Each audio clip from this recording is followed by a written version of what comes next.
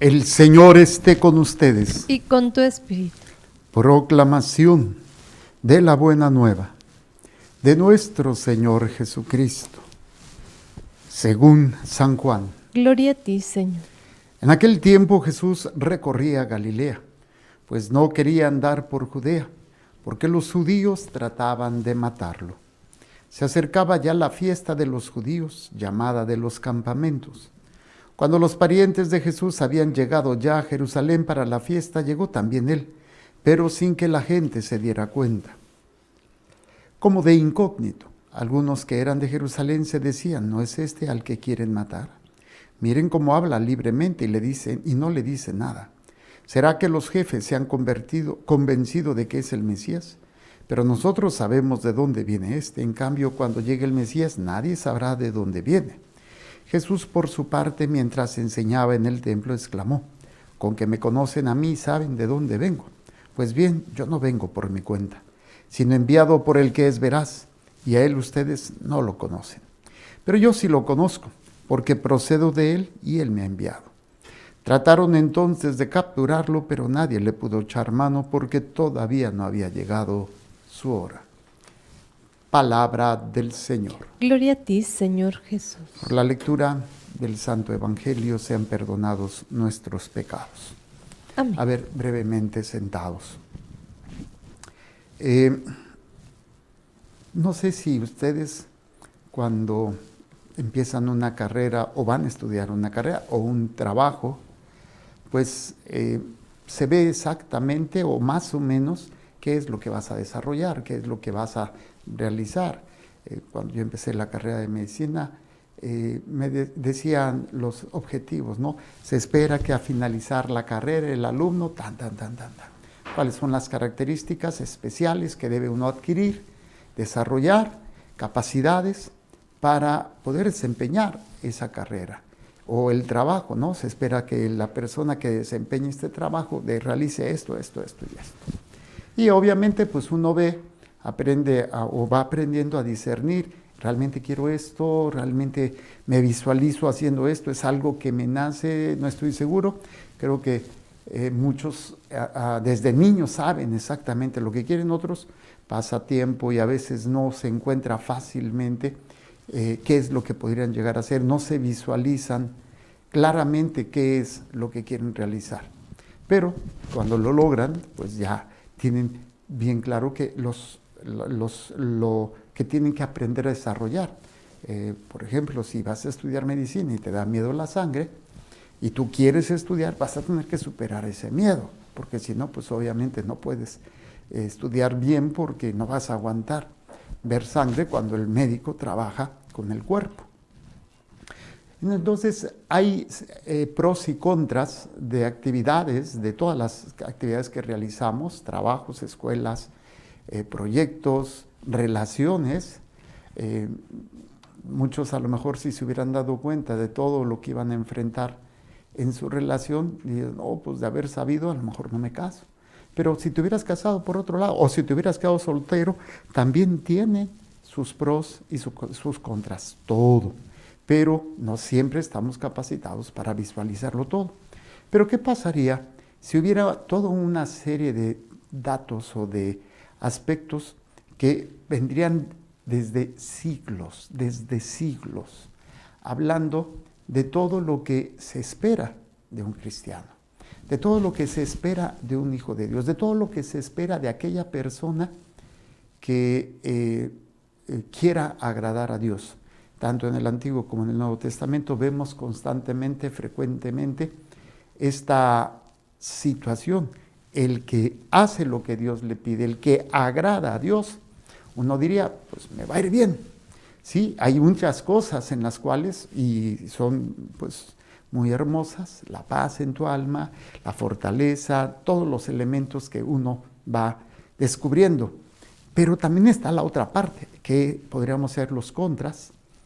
Claro, uno siempre tiene que sopesar qué pesa más, los pros o los contras. Cuando uno como cristiano tiene bien claro lo que es la vida eterna, y no porque hayamos sido, sino por lo que Dios ofrece, si no, no tiene bien claro lo que es el amor de Dios, si no, no tiene bien claro lo que Él se ha sacrificado por mí, lo que me ha dado, pues obviamente los contras que yo encuentre en ser cristiano, en ser católico, van a pesar más y va a hacer que diga, pues no voy a vivir mi ser cristiano en su totalidad, no voy a vivir mi ser católico dando lo mejor de mí. ¿Por qué?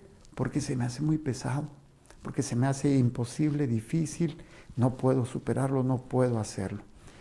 Cuando yo estaba en la carrera de medicina, muchos empezamos, pero muchos se salieron. O incluso aquí en la vida religiosa, empezamos 18 de mi generación, que ha sido la generación más grande, y de esos 18 se fueron yendo todos y nada más quedé yo. Y, o sea, no ha sido nada fácil, la verdad, y quién sabe si hubiera sabido todos los contras así de un solo golpe, a lo mejor no me animo, no lo sé. Pero ahora sé que gracias a lo que conozco de Dios y todavía lo que me falta, puedo decir que pesa menos cualquier situación, cualquier aspecto negativo con lo que Dios me ofrece. Por eso la primera lectura del libro de la sabiduría habla de lo que es los contras o las situaciones que un cristiano va a enfrentar. Obviamente en este libro se está refiriendo a Jesús, pero recuerden que por donde pasa la cabeza pasa el cuerpo, claro, en diferente medida e intensidad. Pero si Cristo vivió esa situación, pues obviamente aquellos que queramos permanecer con Él tendremos que pasar también por eso.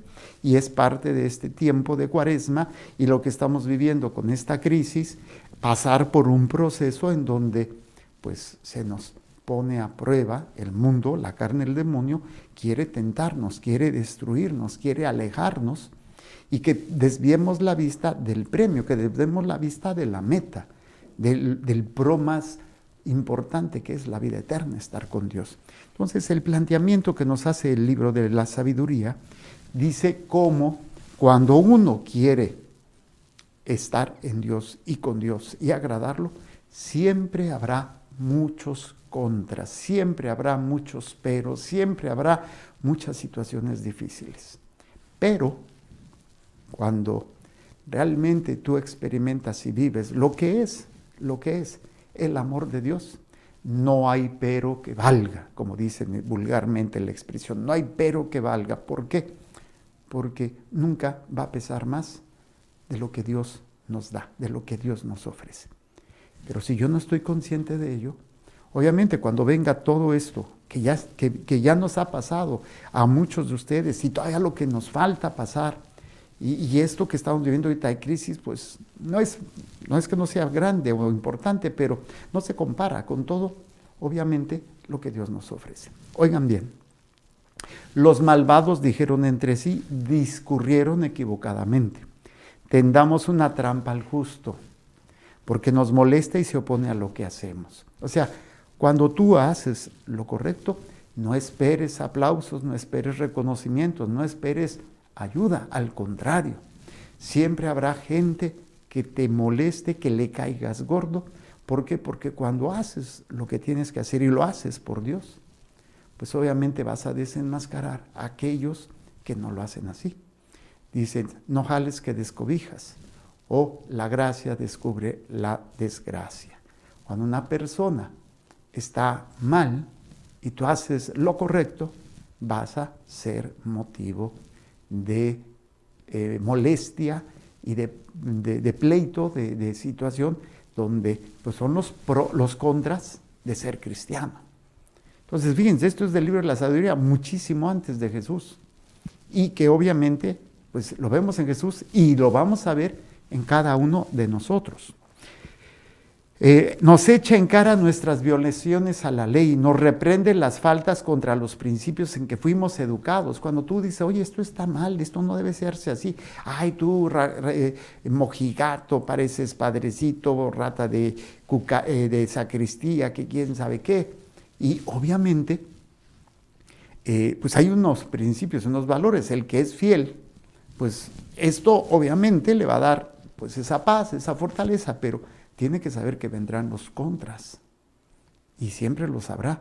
Presume de que conoce a Dios y se proclama a sí mismo hijo del Señor. Sabemos a quién está hablando, pero repito, por donde pasa la cabeza pasa el cuerpo.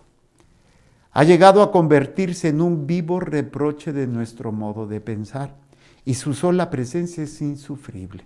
Dime, ¿alguna vez por tratar de vivir tu fe te ha pasado esto? O lo ideal sería que fuese permanente, que tu sola presencia moleste a los que no creen en Dios o no viven de acuerdo a esa fe. ¿Por qué? Porque tu sola vida, tu sola forma de enfrentar la vida es una denuncia contra todos aquellos que no viven así y se sienten agredidos, se sienten descubiertos, se sienten molestos. Estos son los contras de ser cristiano. Y si tú no tomas conciencia de ellos, te vas a escandalizar y vas a decir, pero ¿por qué a mí? ¿Pero por qué esto? Mira, puede ser porque cometiste un pecado y estás viviendo las consecuencias de tu pecado. O puede ser porque estás haciendo lo correcto y estás viviendo las consecuencias o los contras de ser cristiano. Entonces, en cualquiera de las dos, claro, hay que discernir cuál es. El problema es cuando tú no te das cuenta que realmente es consecuencia de tu pecado. Y pues ahí ahí hay un serio problema. Pero cuando es porque estás haciendo la voluntad de Dios y estás viviendo de acuerdo a su plan, siempre habrá esa situación de reproche, tu presencia molesta, cae gordo, ¿sí? Su sola presencia es insufrible, porque lleva una vida distinta de los demás y su conducta es extraña. O sea, no estamos hablando de hablar, simplemente tu conducta. Dice, lo que hablas, no, que dice, ¿cómo es la expresión? Lo que dices, lo que haces suena tan fuerte que no escucho lo que dices. Creo que por ahí va la expresión, y no sé si al revés. Lo que dices, lo que hablas suena, no. Bueno, la idea es esta, que cuando tú actúas, suena más o grita más que cuando tú hablas. Se oye más, tiene más fuerza lo que tú haces que lo que tú dices. Por eso dice, lleva una vida distinta de los demás y su conducta es extraña. ¿Por qué? Porque están viviendo de una manera diferente. Así es que no esperes pétalos de rosas en tu pasar y que todo el mundo te aplauda, no. ¿Sí?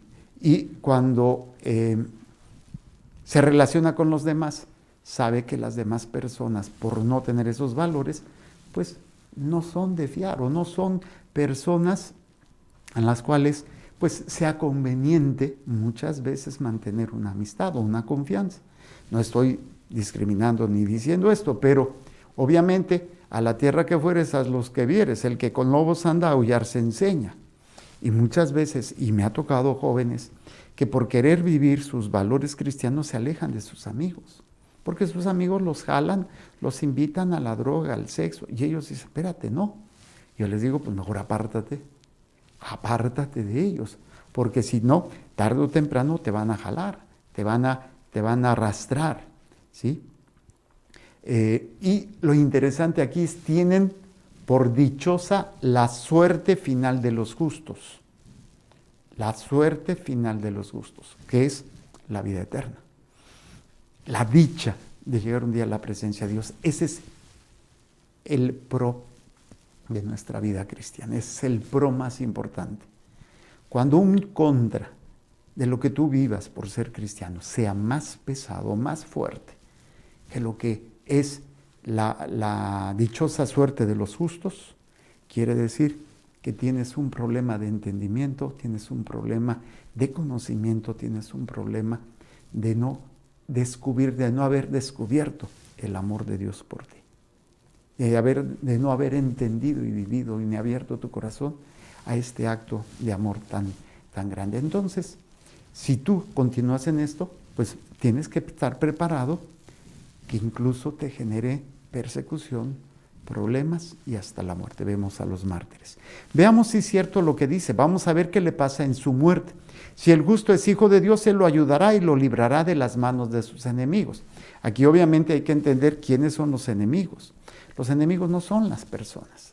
El enemigo es el demonio, que es real, y todas sus obras, y de todo lo que se vale el demonio, en la carne y el mundo, para a tratar de atraparnos y alejarnos de Dios.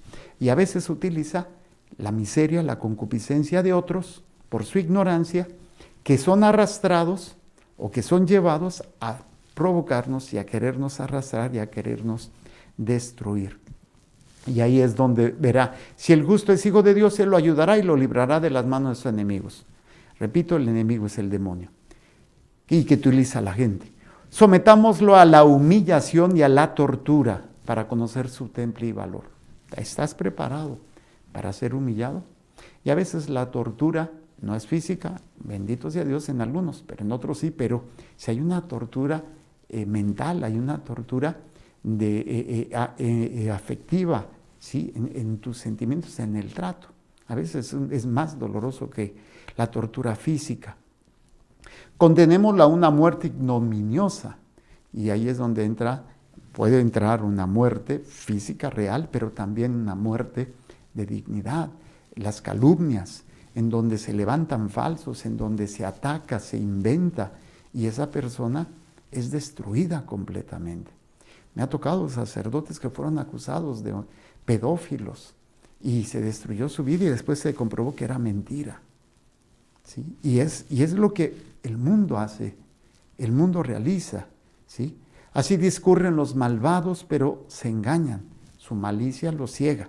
No conocen los ocultos designios de Dios, no esperan el premio de la virtud, ni creen en la recompensa de una vida intachable. Así es que, para todos mis hermanos que nos decimos cristianos, católicos, tienes que tener bien claro los pros y el único pro que vale la pena, y todos los contras que faltan. Estos son poquitos de todo lo que viene, de todo lo que has vivido y todo lo que te falta vivir. Por eso es tan importante meditar, por eso es tan importante comprender el amor de Dios por mí, para que todos estos contras, todas estas dificultades no me tomen por sorpresa ni me lleven a una destrucción, a una falta de fe y una pérdida. Porque muchas veces hasta los familiares y las personas que deberían de aceptar, ¿sí? Y pues lo rechazan. Vemos en el Evangelio que los familiares de Jesús llegaron y están hablando de él, ¿sí? Nosotros sabemos de dónde viene no es que lo quieren matar, y cómo es que está libre. Pues será que ya lo aceptan, pero yo sé quién es este. Y esto es bien interesante. Cuando tú estás tratando de vivir tu vida correctamente, no falta, a mí qué me dices si yo sé tus porquerías. A mí no me digas, no me vengas con cuento, yo sé qué clase de tipo de persona eres. Y sí, probablemente tengan razón, pero aquí es donde entra también la misericordia de Dios, y a pesar de lo que hayas hecho, Dios te sigue llamando.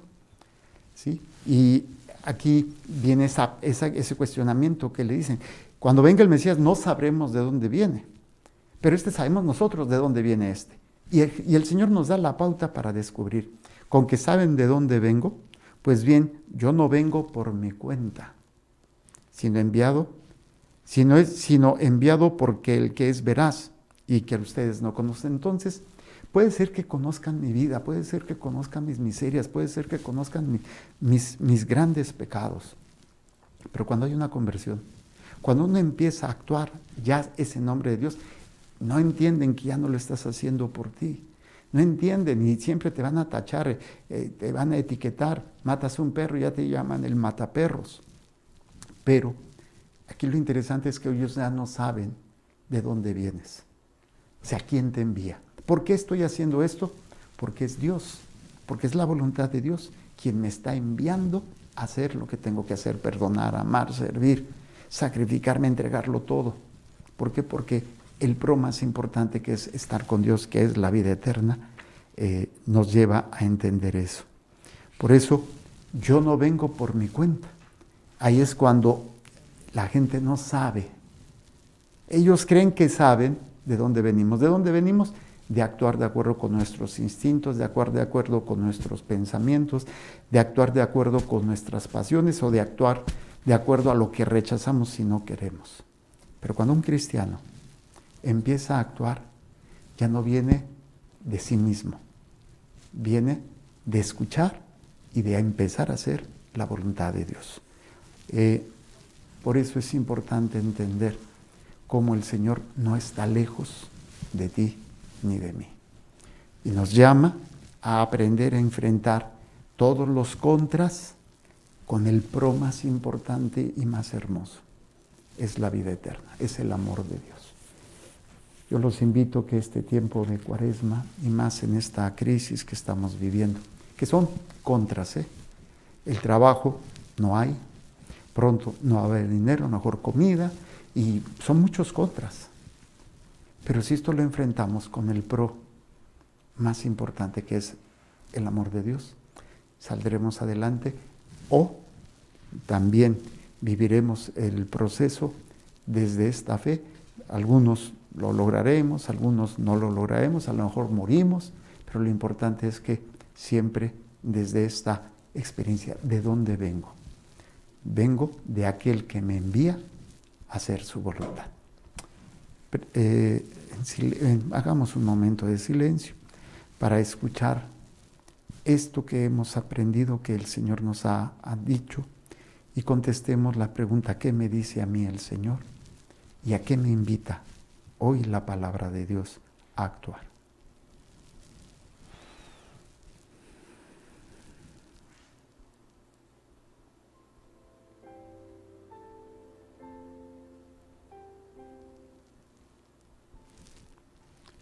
Vamos a presentar el pan y el vino y las intenciones que hay en el corazón de cada uno de ustedes.